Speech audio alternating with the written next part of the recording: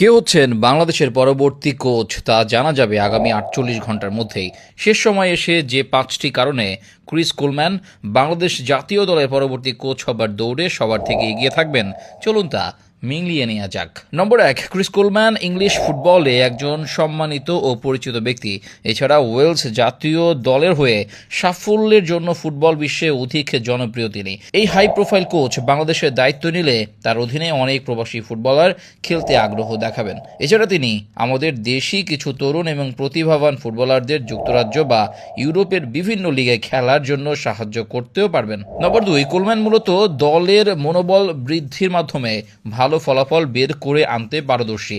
বাংলাদেশের মতো ছোট দলে সঠিক ব্যবস্থাপনার মাধ্যমে প্রত্যাশার চেয়েও বেশি ভালো ফলাফল তিনি এনে দিতে পারবেন। নম্বর ৩, কোলম্যানের ভাষা হচ্ছে ইংরেজি, তাই খেলোয়াড়দের সাথে কথোপকথন বা যোগাযোগে তার কোনো সমস্যা হবে না।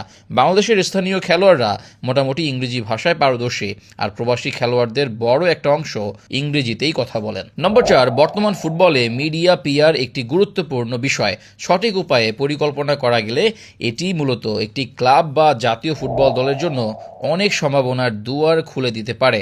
হয়তো তাকে নিয়োগ দিলে বাফুফে তার কারণে ভালো ভালো কিছু স্পন্সরও পেতে পারে।